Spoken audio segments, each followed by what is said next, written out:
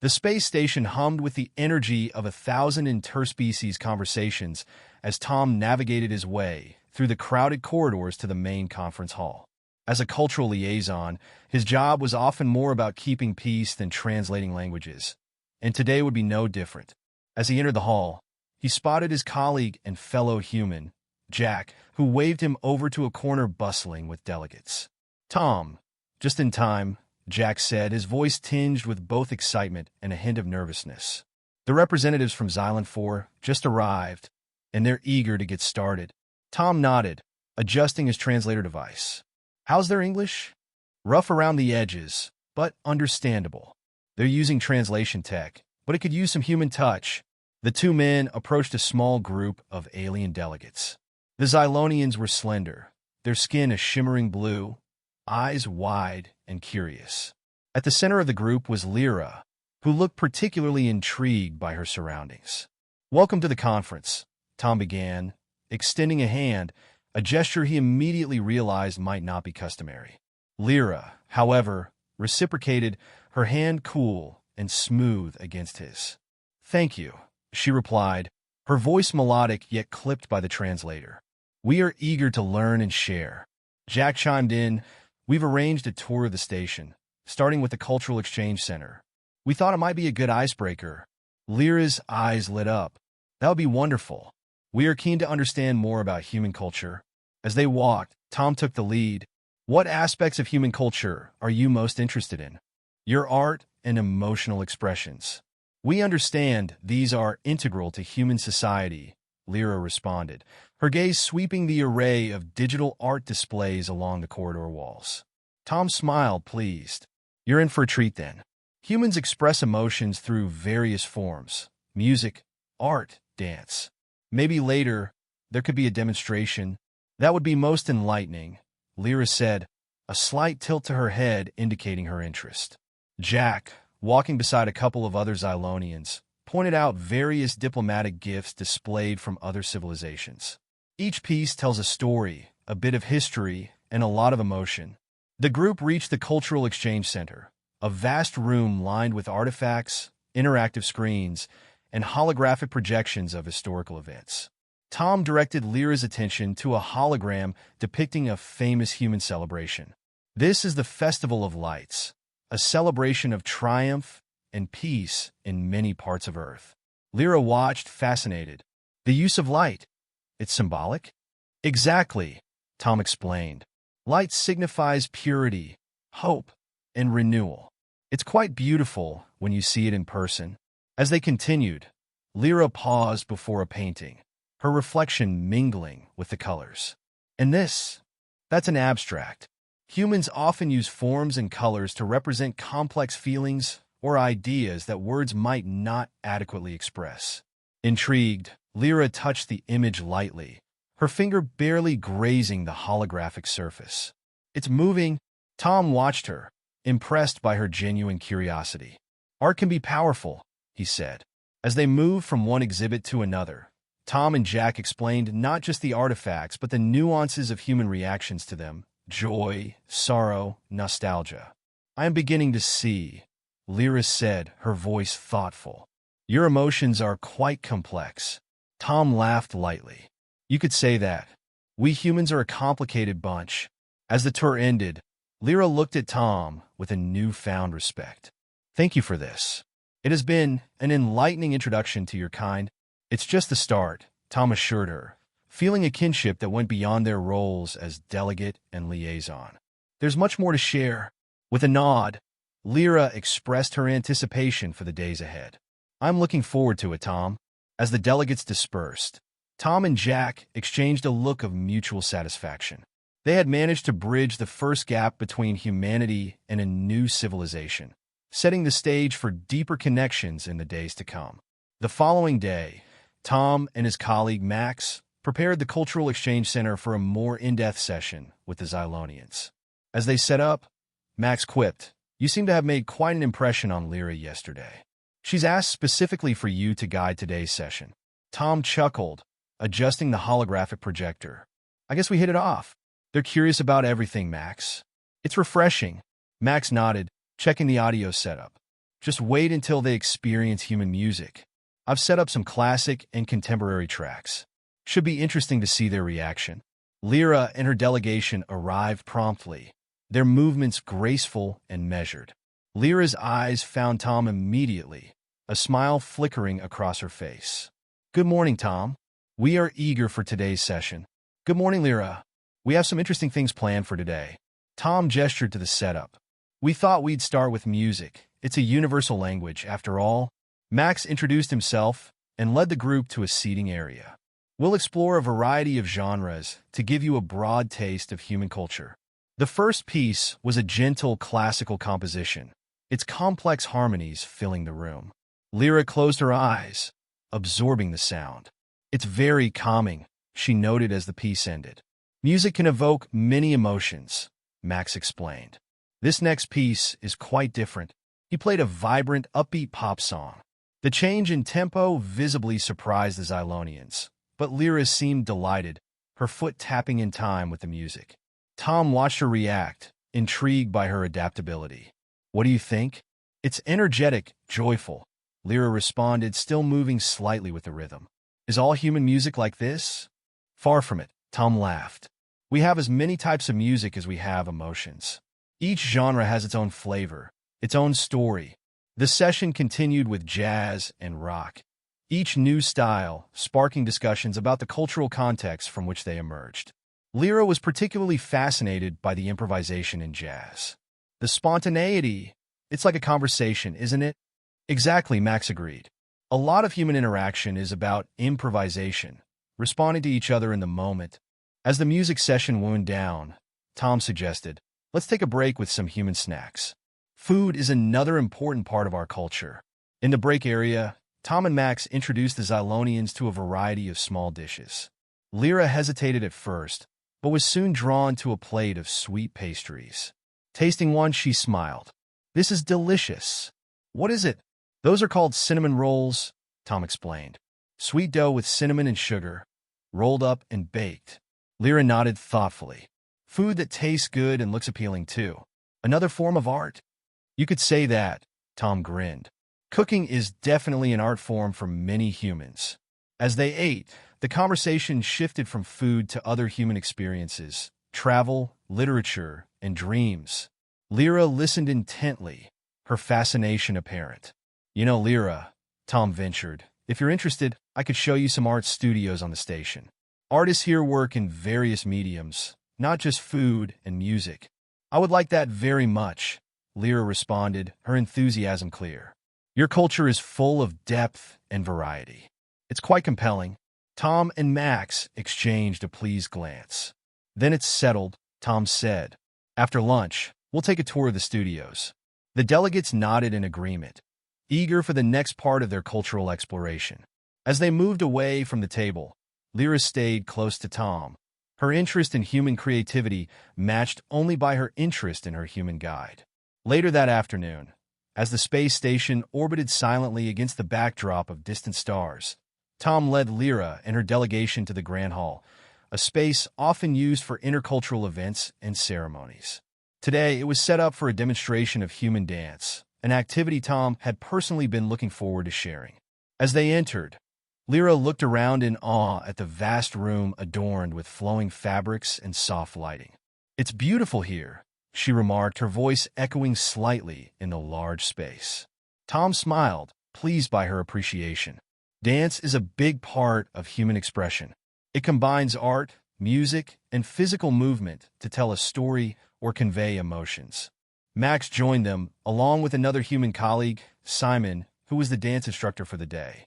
Simon was a tall, lean man with an easy smile. "Welcome," he greeted the group. "We're going to start with something simple. It's called the waltz." Simon demonstrated the basic steps, his movements smooth and precise. Tom turned to Lyra. "Would you like to try?" Lyra nodded, a hint of nervous excitement in her eyes. "I would." As the music started, a slow, melodic piece, Tom offered his hand. Lyra took it, placing her other hand on his shoulder as he guided her hand to his waist. They began to move to the music, slowly at first, with Tom leading gently. "You're doing very well," Tom encouraged as Lyra found the rhythm. It's quite different from Zylonian dances, Lyra confessed as they turned in time with the music. Ours are more fluid, less structured. Tom was intrigued. I'd love to learn about that too. As they continued, Lyra became more comfortable, her movements more fluid and confident. The other Zylonians, along with Max and Simon, paired up and tried the steps, laughter and music filling the room. After the waltz, Simon introduced a more upbeat dance, the salsa. The tempo was faster, the movements more dynamic. Lyra watched Simon and Max demonstrate a few steps before jumping in eagerly. "This is fun," she exclaimed, her earlier apprehension replaced by a joyful concentration. Tom laughed, matching her energy. "It's supposed to be. Salsa is all about expression and feeling the music." They danced for several more minutes, the group around them also enjoying the change of pace. As the session drew to a close, Simon clapped his hands. "Great work, everyone. You've all picked up quite a bit today." Lyra, slightly out of breath but smiling, thanked Simon. "Thank you for teaching us, Simon. It was a wonderful experience." "My pleasure," Simon replied. "Dance is a universal language. It's always a joy to share it." As the group began to disperse, Tom and Lyra lingered behind. "I noticed you really got into the salsa," Tom commented. "It seemed to resonate with you." Lyra nodded. "It did. The energy, the connection with a partner, it's exhilarating." Tom agreed. "It's one of my favorites for that very reason." Lyra looked thoughtful. "Tom, would you teach me more dances in the future? I feel like there's so much more to learn about humans through this." "I'd be honored," Tom replied, genuinely pleased by her request. "There's plenty more to share, and I'm looking forward to learning about Zylonian dances too." As they walked out of the hall together, the bond between them strengthened by the rhythms and movements of dance. It was clear that this was just the beginning of a deeper cultural exchange. Both were eager to see where this new understanding would lead them. The evening after their dance session, the space station seemed quieter, the usual hum of activity dimming as the delegates from various worlds retired to their quarters. Tom invited Lyra to continue their cultural exchange in a more informal setting, his personal living quarters, where he promised a glimpse into daily human life and some earthly culinary treats. As they walked through the less frequented corridors of the station, Lyra's curiosity didn't wane. "Tom, your living space, is it similar to what others have here?" "It's pretty standard for humans," Tom explained, "but everyone adds personal touches to make it feel like home." They arrived at his door, and Tom swiped his access card. As the door slid open, soft lighting and the sound of gentle music welcomed them. Lyra stepped inside, looking around with an appreciative eye. "It feels warm," she observed. Tom smiled, leading her into the small kitchen area. "I thought I'd show you how to make a simple earth dish, pasta. It's easy and quite popular." Lyra was delighted. "I would like that. I've read about earth cuisine, but never experienced it." As Tom filled a pot with water and set it on the stove, he instructed Lyra on the different types of pasta. Choosing spaghetti, he handed her the box to feel the dry noodles. "We'll cook these until they're just right." Lyra handled the pasta, her delicate fingers running over the strands. "And the sauce. We'll make a basic tomato sauce. Here, let me show you." Tom gathered the ingredients, tomatoes, garlic, olive oil, and herbs, and began demonstrating the steps, guiding Lyra through the chopping and sautéing processes. As the sauce simmered and the pasta cooked, the small kitchen filled with the aromas of garlic and herbs. Lyra inhaled deeply. "It's wonderful. I never knew food preparation could be so engaging." "It's a sensory experience," Tom agreed. "Taste, smell, even the sounds of cooking. It all comes together." They set the table and soon were sitting across from each other, plates of steaming pasta between them. Tom watched as Lyra twirled her first forkful, getting the hang of it quickly. She tasted it, and her face lit up. "Tom, this is delicious." "I'm glad you like it," Tom replied, pleased. Food can be a comfort, a joy. It's another form of human connection. Their meal continued with light conversation about their respective cultures. Tom was particularly interested in Zylonian daily routines and family structures. Lyra shared openly, her descriptions painting a vivid picture of a society both similar and vastly different from human civilization. After dinner, they moved to the living area, where Tom showed Lyra some of his favorite books and music albums. He played a few tracks, each from a different genre, explaining the cultural significance behind them. "This one is jazz," he said as a smooth melody filled the room. "It's about improvisation, much like our conversation, free-flowing and spontaneous." Lyra listened intently, nodding along to the music. "It's beautiful. I see why you enjoy it." The evening grew late, and as the music played softly in the background, Tom noticed Lyra seemed reluctant to leave. "You're welcome to stay longer," he offered. "There's more to see and share." Lyra accepted with a smile. "I would like that. I feel there's much more to learn about each other." As they delved deeper into discussion, the distance between their worlds seemed to shrink. They explored topics from philosophy to the arts, each finding joy in the exchange of ideas and the warmth of newfound friendship. Before they knew it, hours had passed. Lyra finally stood, stretching lightly. "I should return to my quarters. But Tom, thank you for this evening. It's been enlightening." "You're always welcome here, Lyra," Tom said as he walked her to the door. "Let's plan another evening like this soon." "I'd like that," Lyra agreed, her smile sincere. As the door closed behind her, Tom felt a profound sense of connection. Their evening had bridged not just two people but two cultures, opening a path to deeper understanding and perhaps something more. Several days after their culinary adventure, Tom invited Lyra to experience another aspect of human culture, cinematic arts, in the privacy of his living quarters. The cultural exchanges had sparked a mutual intrigue that neither could deny, and both were eager to explore this connection further. Lyra arrived at Tom's quarters with a mix of excitement and curiosity. "What is the plan for tonight?" she asked as she stepped inside, her eyes scanning the now familiar setting that seemed to hold new possibilities each time she visited.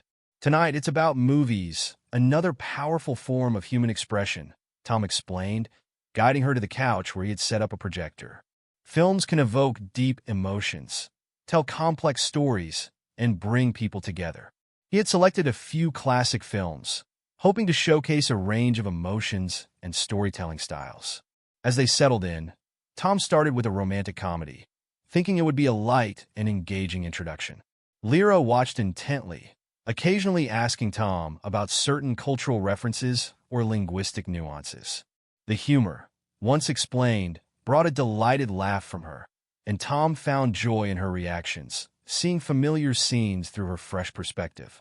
As the evening progressed, they watched a drama that stirred deeper emotional currents. The film's themes of love, loss, and redemption seemed to resonate with Lyra. "Humans have such a capacity for emotion," she observed as the credits rolled. "It's quite profound. I think that's what makes cinema so special," Tom replied, pausing the projector. "It's not just entertainment. It's a reflection of our deepest feelings and experiences." The room was quiet for a moment, the weight of the film's story lingering in the air. Tom turned to Lyra, noticing a contemplative look on her face. "What's on your mind?" Lyra turned to meet his gaze, her expression thoughtful. "This sharing, it's intimate, isn't it? To show someone the stories and emotions of your culture." "It is," Tom agreed, feeling the space between them charged with a new energy. "And I'm glad I can share it with you." Encouraged by the night's emotional tapestry, Tom suggested they step out onto his small balcony to look at the stars. The space station offered an unobstructed view of the cosmos, the stars and distant planets shining brightly against the void. Outside, the coolness of the space night was palpable. They stood side by side, looking out at the vast universe. "It's beautiful, isn't it?" Tom said softly, breaking the silence. "Very beautiful," Lyra replied, her voice just as soft. "It makes our problems seem very small, doesn't it?" Tom nodded. "It puts things into perspective, but it also makes moments like this feel incredibly significant." Lyra turned to face him, her eyes reflecting the starlight. She hesitated, searching for the right words. "These nights we've shared, they've meant a lot to me." Tom felt his heart quicken. "To me too, Lyra." Without thinking, he reached out to touch her hand. The contact was electric, both startling and right. Lyra didn't pull away. Instead, she stepped closer, closing the gap between them. Tom looked into her eyes, finding permission and desire. He leaned in, and their lips met in a gentle kiss, exploratory at first, but deepening as they both responded to the long unspoken tension between them. When they finally parted, Lyra was breathless. "Tom, humans are amazing," she whispered, her voice a mixture of wonder and affection. Tom smiled, his heart full. "So are Xylonians," he replied, his hand still holding hers. They stood together on the balcony, neither wanting to end the moment. The universe stretched out before them, vast and beautiful. But for the first time, it felt like it wasn't quite as immense as the connection they shared. As the night deepened, they returned inside, reluctant to part, but knowing the station would soon wake. They agreed to meet again the next evening, both aware that something significant had changed between them. A bridge formed not just between two people, but possibly between two worlds. The following day, after their intimate encounter, Tom and Lyra met in a quiet section of the conference area to discuss the implications of what had transpired between them. The station buzzed around them, filled with delegates and diplomats, but their corner felt secluded, a private bubble amidst the chaos. Tom started the conversation with a contemplative tone. "Last night was unexpected," he began, watching Lyra for any sign of regret. Lyra nodded, her expression serious but soft. "It was, but not unwelcome. Tom, I've been thinking about what it means, not just for us personally, but culturally. Our interactions could set a precedent." Tom agreed, understanding the gravity of her words. "Yes, I've been considering that as well. We're in uncharted territory here. It's more than personal. It's intercultural relations on a very intimate level." Lyra took a deep breath. "My people are going to have questions. Some might be concerned about the blending of our cultures this way. And humans will have their own sets of questions and perhaps fears," Tom added. "But Lyra, I believe what we're doing here. It's about understanding, about expanding our horizons." Lyra smiled slightly, encouraged by his words. "I do too. I want to explore this, Tom, with you. But we must be cautious, sensitive to how fast we push these boundaries." Tom reached out, taking her hand in a comforting gesture. "We'll navigate this together. We can help our people see the beauty in this exchange, not just the challenges." Their conversation was interrupted by Max, who approached with a friendly nod. "Hey, I hope I'm not intruding. I just wanted to check in before the next session." Tom introduced him to Lyra more formally. Max, Lyra was just discussing the cultural implications of human-Xylonian relationships. Max, always keen on intercultural dynamics, was intrigued. "That's a hefty topic. From a diplomatic perspective, it's groundbreaking. How can we support this dialogue constructively?" Lyra appreciated Max's straightforward approach. "We need to frame it as a learning opportunity, an extension of what we've been doing here, culturally, only more personal, more profound." Max considered this, nodding thoughtfully. "It makes sense. We could start with joint sessions, maybe a series of talks or workshops about human and Xylonian relationships." "That's a good idea," Tom said, grateful for Max's support. "We could cover various aspects, emotional, social, even legal implications." Lyra was quick to agree. It would provide a platform for open discussion and maybe ease some concerns on both sides. The trio planned to propose this to the conference organizers, hoping to set up a preliminary workshop by the end of the week. They discussed potential topics and speakers, each contributing from their own expertise and experience. As they parted ways to attend to their respective duties, Tom felt a renewed sense of purpose. The challenges were significant, but the opportunity to foster deeper understanding and acceptance between their worlds was a powerful motivator. Later that evening, Tom and Lyra met again, this time in a conference room they had booked to outline their proposal. As they worked together, their ease and comfort with each other were palpable, a testament to the night they had shared and the mutual respect they had cultivated. "Tom," Lyra said as they wrapped up their session, "regardless of how our proposal is received, I want you to know what we have is special. It's worth exploring, worth the challenges." Tom smiled, reaching across the table to squeeze her hand. "I couldn't agree more, Lyra." Here's to new beginnings, however daunting they may seem. Their shared vision for a future where humans and Xylonians could learn from and with each other was a beacon, guiding them forward as they prepared to present their ideas to the world. As the conference neared its conclusion, the proposal that Tom, Lyra, and Max had put together was approved. They were given a slot to present their workshop on human-Xylonian relations, a session that promised to address the nuanced aspects of their burgeoning relationships. The morning of the workshop, Tom and Max met early to finalize their materials. Max adjusted the display panels while Tom reviewed the notes on his datapad. "Think they're ready for this?" Max asked, looking over at Tom with a mix of anticipation and concern. Tom exhaled slowly. "I hope so. It's important. This isn't just about us. It's about potential future interactions between our species." As delegates began to fill the room, Lyra joined them at the front, her presence commanding yet approachable. The room buzzed with a mix of curiosity and skepticism. Lyra greeted the attendees warmly, her confidence bolstering Tom's spirits. "Welcome, everyone," Lyra began, her voice clear and steady. "Today, we discuss something close to our hearts: how personal relationships can inform and enrich our intercultural exchanges." Tom took over, explaining the agenda. "We'll look at emotional and social considerations, legal implications, and cultural exchanges, using my and Lyra's experiences as a starting point." The room was attentive, the gravity of the topic drawing everyone in. As the session progressed, Tom and Lyra shared their experiences, carefully framing them within a broader cultural context.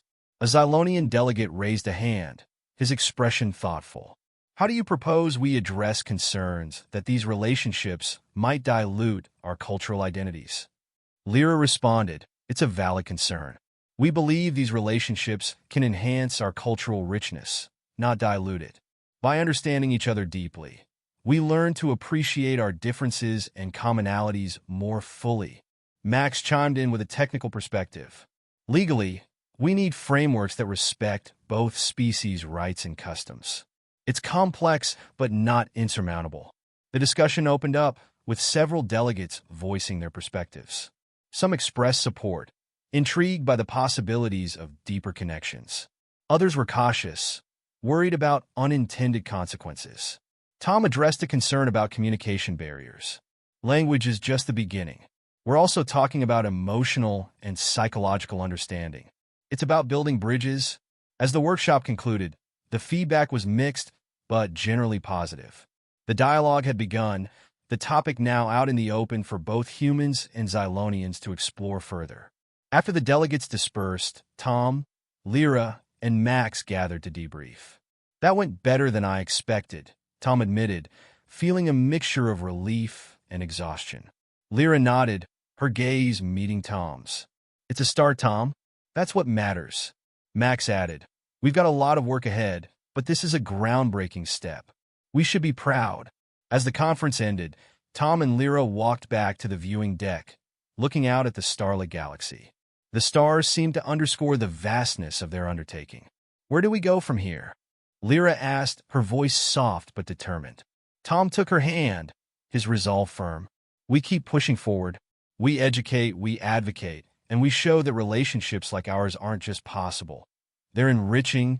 Lyra squeezed his hand in agreement. "Together, then?" "Together," Tom confirmed, the stars witnessing their pledge.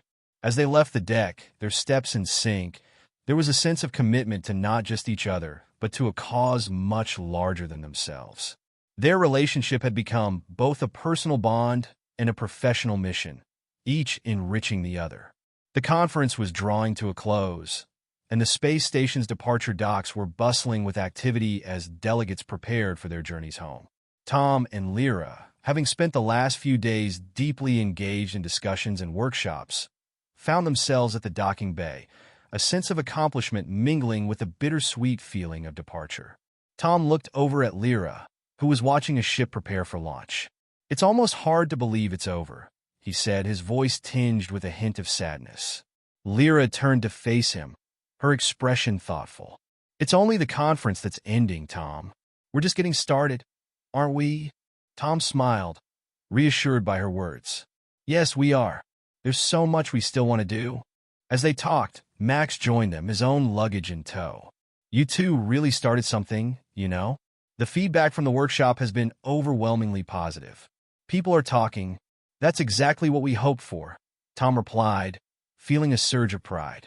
Lyra, maybe it's time we think about how we can continue this back on Earth. Lyra nodded, her eyes alight with determination. I would love that. There is potential for much more than just workshops. Think about cultural exchange programs, joint research initiatives. Max was quick to agree. I can see it now. Earth and Xylem 4 leading the way in interspecies relations. You're pioneers, both of you. Tom felt the weight of their choices. Inspiring, yet daunting. We'll need support. Max, can we count on you? Absolutely, Max affirmed. I'll start laying the groundwork as soon as I get back. We'll need a solid plan, resources. But it's doable. Their conversation was interrupted by an announcement over the PA system, calling for final boarding on one of the outbound ships. Max glanced at his watch. That's me. I better go. But we'll talk soon, all right? After a round of heartfelt goodbyes, Max hurried off, leaving Tom and Lyra alone once again. Lyra looked back at Tom, a soft smile playing on her lips. So, Earth? I've never been. Tom's response was warm and inviting. You'll love it, and I'd be honored to show it to you. To show you my home. The prospect excited Lyra. And I'll show you mine in time. There's a lot I want you to see. As they stood in the quiet of the docking bay, watching ships come and go, Tom took a deep breath. Lyra, this is going to change things. For both our people. Lyra reached out, taking his hand in hers. Change can be good, Tom. We'll face challenges, yes, but think of what we stand to gain. Tom squeezed her hand, his heart full. Together, then? Let's make this work. Together, Lyra agreed, her voice steady and sure. With their paths set, Tom and Lyra watched as another ship detached from the station, its engines glowing brightly against the backdrop of space. It was a symbol of their own impending journey, not just through the stars, but through the complexities of their shared vision. As the final preparations were made for their departure, Tom felt a sense of purpose like never before. Lyra, standing beside him, shared in this feeling, her presence a constant source of inspiration and strength. With one last look at the station that had brought them together, they turned and made their way to their own ship, ready to embark on the next phase of their journey. A journey that promised to bridge worlds and cultures, forging a new future together.